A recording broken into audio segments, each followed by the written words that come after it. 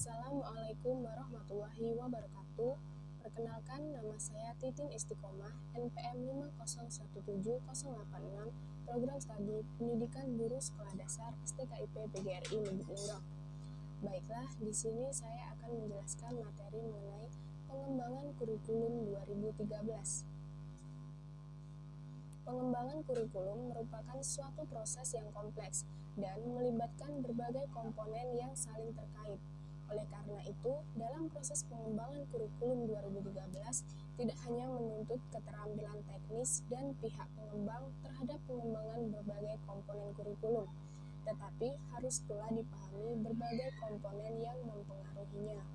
Perlunya perubahan dan pengembangan kurikulum 2013. Dalam suatu sistem pendidikan, kurikulum itu sifatnya dinamis serta selalu harus dilakukan perubahan dan pengembangan agar dapat mengikuti perkembangan dan tuntutan zaman. Meskipun demikian, perubahan dan pengembangan harus dilakukan secara sistematis dan terarah, tidak asal berubah. Perubahan dan pengembangan kurikulum tersebut harus memiliki visi dan arah yang jelas.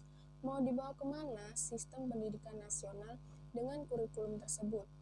Sehubungan dengan itu, sejak wacana perubahan dan pengembangan kurikulum 2013 digulirkan, telah muncul berbagai tanggapan dari berbagai kalangan, baik yang pro maupun yang kontra. Menghadapi berbagai tanggapan tersebut, terutama nada miring dari yang kontra terhadap perubahan dan pengembangan kurikulum 2013, Kementerian Pendidikan dan Budaya mengungkapkan bahwa perubahan dan pengembangan kurikulum harus senantiasa disesuaikan dengan tuntutan zaman. Tujuan kurikulum 2013. Seperti yang dikemukakan di berbagai media massa, bahwa melalui pengembangan kurikulum 2013, kita akan menghasilkan insan yang produktif, kreatif, inovatif, efektif, melalui pengetahuan sikap, keterampilan, dan pengetahuan yang terintegrasi.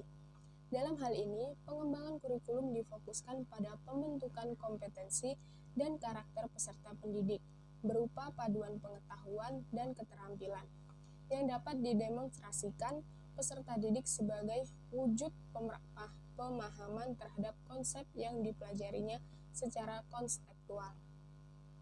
Rasiologis pengembangan kurikulum 2013.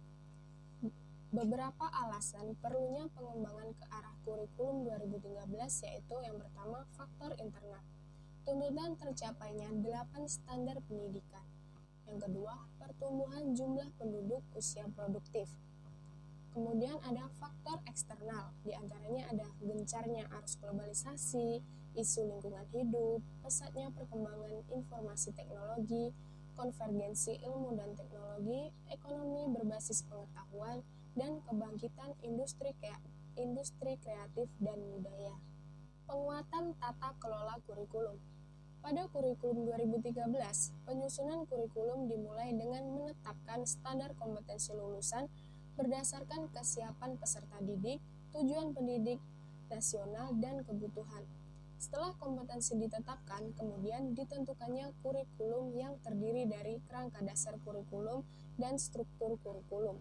Guru lebih diberikan kesempatan pengembangan proses pembelajaran tanpa harus dibebani dengan tugas-tugas penyusunan silabus yang memakan waktu yang banyak dan memerlukan penguasaan teknis penyusunan yang sangat memberatkan guru.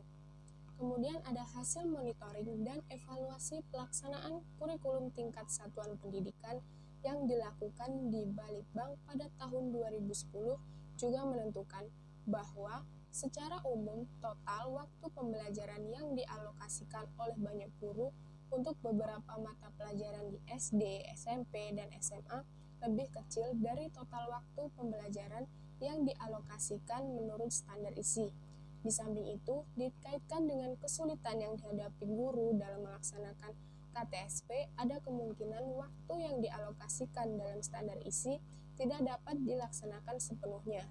Hasil monitoring dan evaluasi itu juga menunjukkan bahwa banyak kompetensi yang merumuskannya sulit dipahami guru dan kalaupun diajarkan kepada siswa sulit dicapai oleh siswa.